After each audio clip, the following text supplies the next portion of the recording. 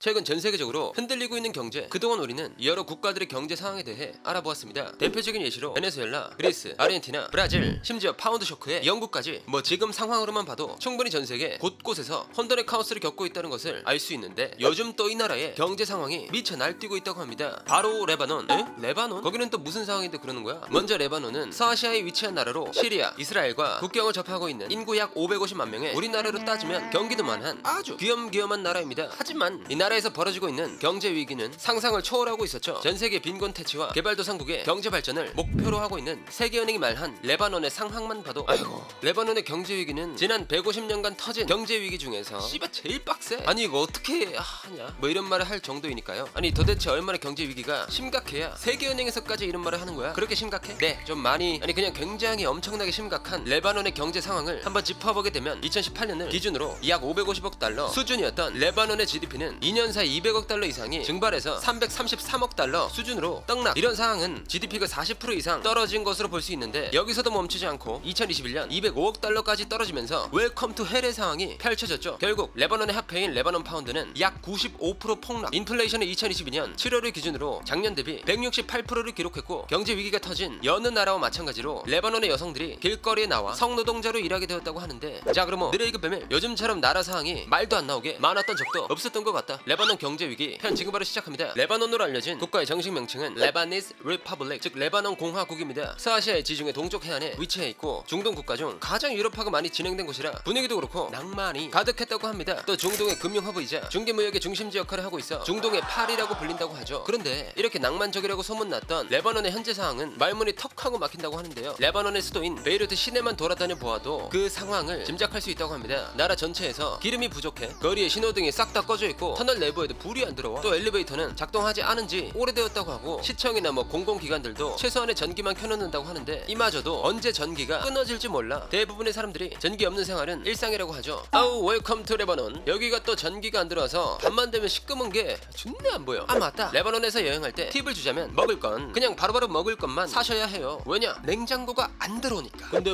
팁을 줘봤자 사실 소용이 없긴 해. 왜냐? 어제는 먹을 게 있어도 오늘은 먹을 거조차 없을 수도 있으니까. 하하. 우리나라에서 지금 제일 핫한 직업이 뭔지 아세요? 연예인? 국회의원? 아니 발전기 기술자예요. 왜냐? 전기가 안 들어오니까. 이렇게 사람들은 전기난에 시달리고, 전기난은 식량난으로, 식량난은 국가 재난으로 이어진 상황이죠. 그리고 방금 말씀드린 레바논의 핫한 직업이 발전기 기술자라고 말씀드렸잖아요. 보통 사람들이 제너레이터 기술자, 즉 발전기 기술자라고 하면 발전기 수리 또는 전문적인 관리를 하는 사람으로 알고 계실 수 있겠지만, 레바논에서 말하는 발전기 기술자는 전기가 오랫동안 끊기지 않도록 발전기 운영 시간을 잘 맞춰주는 일이라고 하죠. 그러니까 레바논 정부에서 제공하는 전기가 지역에 따라 다르다고 하거든요. 전기를 대부분 해 떠 있을 때 1시간, 해 떨어졌을 때 1시간, 하루에 총 2시간 정도 제공이 된다고 합니다. 이때 발전기가 너무 뜨거워지면 안 되기 때문에 정부에서 제공되는 전기 시간을 잘 맞춰 기름을 공급해주고, 발전기가 잘 작동할 수 있도록 스위치를 올렸다 내렸다 하는 직업이라고 하죠. 이 직업을 가지게 되면 숙소를 제공해주는 데다가 현재 레바논의 상황을 생각해봤을 때 없어지지 않는 가장 필수적인 직업이기 때문에 가장 핫한 직업이라고 하네요. 아니 직업을 비하하거나 무시할 마음은 없지만, 나라에서 가장 필요로 하는 직업이 발전기 기술자라고 하면 좀 안타깝네. 도대체 왜 이런 일이 발생하게 된 거야? 레바논이 지금의 상황에 이르게 된 원인으로는 바로 레바논의 썩어 빠진 정치인들 때문이었습니다. 그러니까 정치인들이 나라 살릴 걱정은 하지 않고 네가 잘났네 내가 잘났네 하면서 자기들끼리 권력 잡으려고 투닥투닥 거리다가 이 지경이 됐다 이 말입니다. 최근 뜨거운 인기를 누리고 있는 국가인 수리남의 부패 지수보다 레바논이 더 심각하다는 이야기도 있네요. 먼저 레바논에는 국가에서 인정한 종교가 18개가 있다고 하는데요. 그 중에는 대표적으로 기독교의 마론파, 이슬람계의 수니파와 시아파 등이 있죠. 여기서 문제가 되는 것은 종파 간 세력 다툼 안 일으키겠다고 권력 배분을 헌법에다 명시해 놓았다고 하거든요. 근데 그게 좀 과해, 아니 좀 많이 과해. 그래서 이 시스템을 좀 살펴보게 되면, 1943년 건국 당시 제정된 국민협정에 따라 반드시 대통령과 군 참모총장은 마론파, 총리는 이슬람계 수니파, 국회의장은 이슬람계 시아파, 국회 부의장과 부총리는 정교의 신자, 군사령관은 반드시 드루즈파여야 한다고 하죠. 자 이번 대통령 선거는 국민협정에 따라 무조건 마론파 대통령을 뽑아주시죠. 그 외 종파들은 어디 보자, 총리는 수니파, 국회의장은 시아파에서 뽑는 거 다들 알고 계시죠?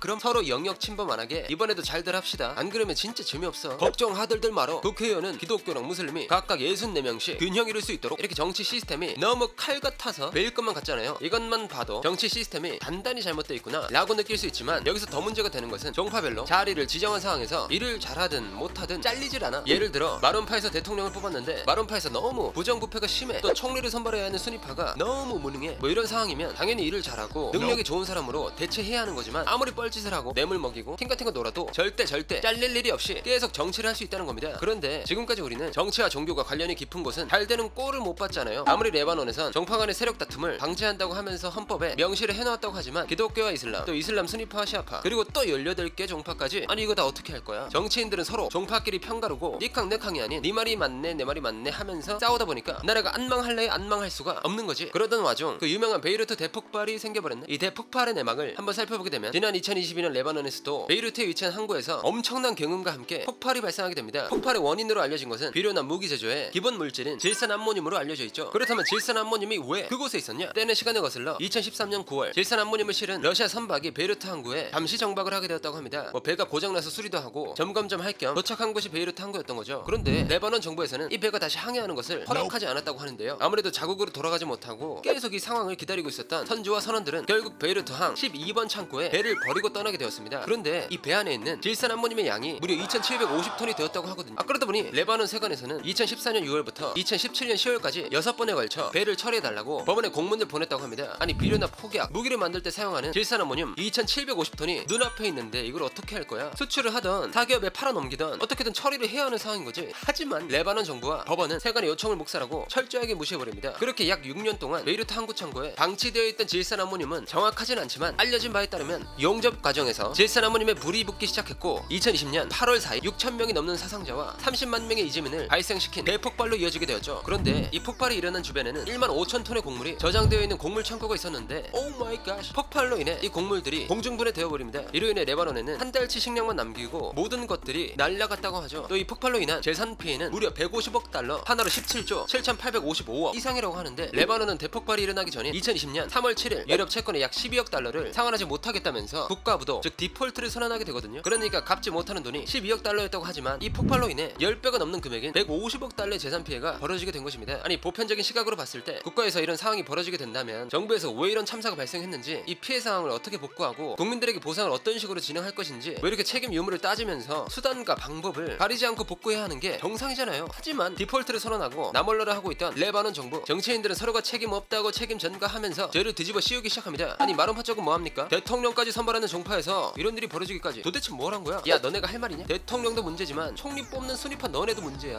물론 우리는 빼고 너네 뭐하냐? 대통령은 나지만 실질적으로 일하는 정파는 너네 아니야? 몰라 나 책임 안 져. 이런 너네 국민들은 안중에도 없냐? 그럴 거면 정치인을 왜 하는 거야? 이렇게 레바논의 정치인들은 그 누구도 책임지지 않았고 결국 이 피해는 국민이 뒤집어 쓰게 되었죠. 그러다 보니 국민들은 레바논 정부에 대한 불만이 쌓여 터져버리게 되었고, 그렇게 레바논의 강요들은 일괄 사퇴하게 되었습니다. 하지만 우리의 레바논 새로운 내각을 선발하는데 13개월이 걸려버리는데요. 이건 뭐 어떻게 하자는 건지. 이렇게 혼란스러운 정치권은 레바논의 상황을 점점 더 악화하게 만들었고 정부를 향한 분노를 표출하기 위해 거리에는 시위대의 발길이 끊이지 않는다고 하죠. 그러나 시위는 번번이 실패하는 등 상황이 나아질 기미가 보이지 않았습니다. 이런 악순환이 반복되고 있던 레바논의 경제는 당연히 바닥을 치기 시작하는데요. 아니 정치권에서 뭐 어떻게 나라 살릴 국리를 하기는커녕 자기 배 채우기 바쁜데 국민들이 시위하면 뭐해? 어차피 이야기 들을 생각도 없고 나만 아니면 돼, 뭐 이런 생각이나 하고 있으니까. 그렇다면 레바논의 경제 상황은 도대체 얼마나 어떻게 박살이 났느냐를 좀 살펴보게 되면 먼저 2020년 코로나로 인해 그나마 수익을 얻고 있었던 관광 산업의 죽방을 맞게 되었죠. 또 옆나라 시리아에서 내전이 터지는 바람에 약 100만 명의 시리아 난민이 유입되었다고 합니다. 뭐 이런 상황을 전혀 해결할 의지가 없던 정치인들 때문에 2018년 기준 약 550억 달러 수준이었던 레바논의 GDP는 디폴트를 선언한 2020년 실질 GDP 성장률 마이너스 21%를 찍게 되면서 2년 사이 200억 달러 이상이 증발해 333억 달러 수준으로 떡락하게 되었습니다. 또 이런 상황은 2년 전과 비교해 GDP가 40% 이상 떨어진 것으로 볼 수 있었지만 여기서 멈추지 않고 2021년 기준 실질 GDP 성장률 마이너스 15.2%를 달성해 205억 달러까지 떨어지게 되었죠. 게다가 인플레이션도 무지막지해버려 2020년에는 연간 인플레이션율이 84.9% 대폭 상승, 그리고 2021년에는 154.8%로 대자리를 뚫더니 2022년 7월을 기준으로 작년 대비 168%를 기록하면서 총체적 난국으로 빠지게 되었죠. 이렇게 최악의 경제난을 겪고 있는 레바논에는 멀쩡한 곳이 없었습니다. 레바논의 화폐인 레바논 파운드의 가치는 2019년부터 2021년까지 약 2년 동안 무려 95% 이상 떨어지게 되었다고 하거든요. 이 때문에 사람들은 일을 해도 돈을 못 버는 상황에 이르게 되었고 식료품은 무려 400% 이상으로 상승해 말 그대로 답이 없어져 버렸습니다. 뭐 화폐 가치가 이렇게나 드라마틱하게 폭락하니 기름을 비롯한 여러 물자는 수입조차 되지 않았고 수입이 안 되니까 발전소나 공장이 멈춰버리게 되었습니다. 또 하루하루가 다르게 미치고 팔짝 뛰는 환율 환율은 공식 환율과 암시장에서 25배가 넘는 차이를 보이고 있죠. 그러니까 1달러당 39,000 레바논 파운드를 지불해야 한다는 건데 1997년부터 유지한 레바논 파운드의 환율이 1달러당 1,500 레바논 파운드라고 하니 이건 뭐 더 이상 레바논 파운드로는 공식적으로 달러를 환전할 수 없다는 거고, 달러가 아닌 레바논 파운드로 월급을 받는 직장인, 특히 공무원들은 한순간에 실업자가 되는 겁니다. 결국 조금이라도 여유 있던 사람들조차 레바논의 상황을 더 이상 버틸 수 없게 되었다고 하는데요. 의사, 기술자 등을 포함한 많은 사람들이 스스로 이민을 희망하고 있다고 하죠. 또 빈곤층의 사람들은 물건값은 계속 오르고 화폐는 있으나 마나한 상황이다 보니 사는 게 사는 게 아닌 상황에 이르게 되었는데요. 심지어 이미 보유하고 있던 식량도 보관할 수 있는 방법이 없어 앞서 설명해드렸듯 전기가 제대로 보급되지 않아서 식료품을 보관할 수조차 없고 매일매일 하루 먹을 양만 사놓는다고 해도 화폐 가치가 말 그대로 똥인 상황에 식료품 값은 하늘 모르고 치솟기만 하니 레바논의 국민들은 자포자기를 하게 되는 상황이죠. 현재 레바논의 빈곤율은 80%, 그러니까 국민들 5명 중 4명이 빈곤층에 속하고 있다는 것인데 전체 인구의 절반 이상인 53%가 끼니를 거르게 되었고, 우리나라로 치면 민증도 발급받지 않은 어린 새싹들이 최소 한 끼의 식사도 하지 못하고 있다고 합니다. 또 이런 사람들은 몸이 아파도 병원에 가지 못하고 간신히 병원에 간다고 한들 전기가 공급되지 않으니 당연히 제대로 된 치료를 받지 못하는 상황이라고 하죠. 뭐 이런 상황만 보더라도 무능하고 책임감 없는 정치인들로 인해 나라가 총체적 난국이라는 걸 알 수 있잖아요. 하지만 더 문제는 앞으로 해결될 가능성이 진짜 희박하다는 겁니다. 먼저 2022년 2월 24일 러시아 우크라이나 전쟁이 발발했죠. 그런데 레바논은 밀을 주식으로 하는 나라라고 합니다. 네, 뭐 곡물의 70% 이상, 밀의 90% 이상을 우크라이나에서 수입한다고 하죠. 이건 굳이 설명을 하지 않아도 이 전쟁으로 인해 레바논 식량 공급에는 문제가 생긴 건 안 비밀. 그리고 베이루트 폭발로 인해 곡물 창고가 폭파되었다고 했잖아요. 이로 인해 현재 레바논에는 이제 더 이상 곡물을 저장할 창고조차 없다고 합니다. 그러나 40도를 넘나드는 사막 기후를 가진 다른 중동 국가들과는 달리 레바논은 비교적 농사에 적합한 기후를 가지고 있다고 하거든요. 마지막 희망을 가지고 농사를 해서 자급자족을 하면 다행이지만 썩어 빠진 정치권으로 인해 국민들은 농사조차 포기하고 있는 상황이고요. 레바논의 여성들은 어떻게든 돈을 벌기 위해 안마수와 집창촌으로 모여들고 있다고 하는데, 하지만 이마저도 너무 열악하기 때문에 레바논에서 벗어나 곳곳의 나라들로 이민을 희망하고 있다 하네요. 그래도 지난 2022년 4월 7일 레바논은 IMF에게 약 30억 달러, 하나로 약 4조 3천억 원에 달하는 구제금융을 받아냈습니다. 레바논의 정치인들은 이 돈으로 어떻게든 나라를 먹여 살릴 길을 찾거나 만들어내야 하는 상황이죠. 과연 레바논은 IMF의 빡센 구조 조정과 정치, 경제 등의 압박을 견뎌내고 변화하는 기회를 만들어낼 수 있을까요? 자, 그럼 무능하고 책임감 없는 정부로 인해 나라가 순식간에 망할 수 있다는 사실에 경악을 금치 못하면서 오늘의 1급 비밀 마치도록 하겠습니다. 다음에 또 다른 이야기를 담으시려 1급 비밀 파일을 들고 다시 찾아오도록 하겠습니다. 감사합니다.